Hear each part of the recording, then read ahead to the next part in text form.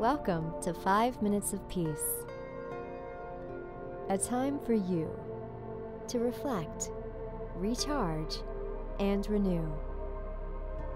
5 minutes for you to learn more so you can be more and do more. Just the time you need to awaken something within yourself. This podcast is created by the peaceroom.love, a Reiki healing and training center in Boise, Idaho.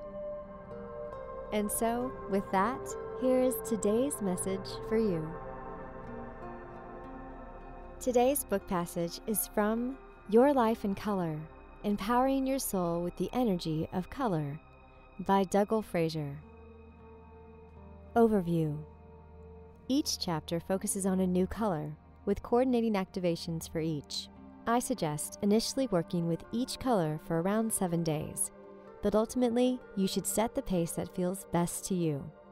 It may be tempting to immediately jump around and work with a different color each day, but you need to get used to observing the shifts in your energy and consciousness. Remember, you are essentially learning a new language here. Focusing on one color at a time also gives you a chance to fully understand the subtle qualities of each color's energy. Color activation falls into the following categories. 1. Spiritual activation.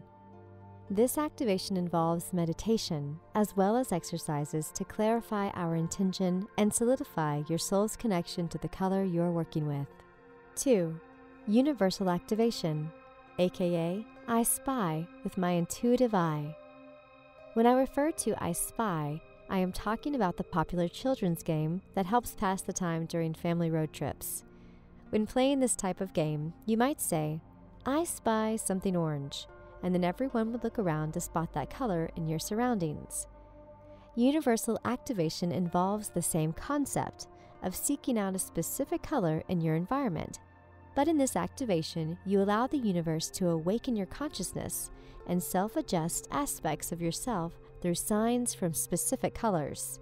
This involves observing when colors begin to repeatedly catch your attention in an average day.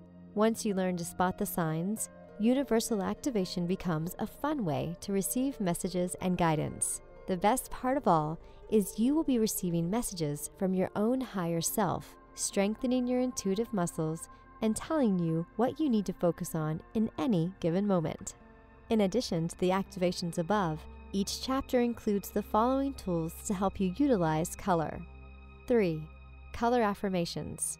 Color affirmations are a verbal way to align yourself with the energy and intention behind each color. 4. Physical activation. This activation involves using the important concept of color props. Color props are physical objects you intentionally place in your surroundings or on your body so you can see and touch them throughout the day. Color props serve as reminders that help you build the energy of that color. 5. Shadow sides. Just like a reversed tarot card, each color has an inverse set of properties. If you find yourself repelled by any color in particular, take a look at the shadow side description of that color. There is a message to be heard. Each of the categories mentioned is explained in detail below. As you work with Your Life in Color, focus on familiarizing yourself with the various activation processes. A reasonable goal is to try to activate color at least once a day during a 7-day period. Depending on the energy you need most, certain colors may feel very safe and familiar, while others might feel new or slightly uncomfortable. These reactions are completely normal and may evolve as you continue experimenting with color. Pay attention to how your body and senses react to each color. I personally keep a journal when I work with color to note my changing experiences with them. Being mindful of your reactions will provide valuable information as to which energy you need more of or less of in your life to achieve balance. Activation notes. Although the overall activation steps are the same, each color contains unique activation notes. The notes begin with a question that pertains to your relationship with that color's energy. Asking yourself this question will help you assess your current energy in regard to that area of your life. We are all constantly changing and evolving, So I encourage you to come back to these questions whenever you want a current self-diagnosis of your energy. Doing so will give you valuable insight toward your relationship with that color and will help you ascertain the areas of your life that need adjustment. Enabling practical thought, connecting with your deepest emotional core, empowering leadership skills, and unleashing creativity are just some of the positive traits you can increase through color. It's just a matter of turning the volume up on whichever energy you want to harness. In addition to the self-diagnosis questions, the notes offer additional thoughts about each color to help you reflect on their qualities. If you ever want clarification on any part of the process, refer back to this chapter. Color affirmations. Affirmations, also known as mirror work, involve repeating a positive message to ourselves so that it replaces negative self-talk. This practice was made famous by Louise Hay's fabulous book, You Can Heal Your Life. I bought that book as a teenager, and it has helped me overcome many self-created limitations.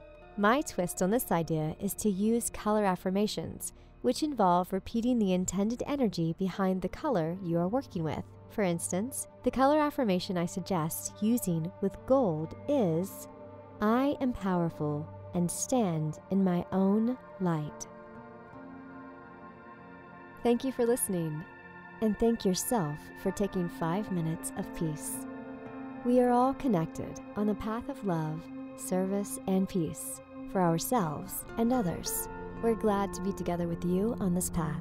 And if you would like to know more about the Peace Room and our Reiki treatments, crystal healings, training sessions, and certification workshops, go to www.thepeaceroom.love.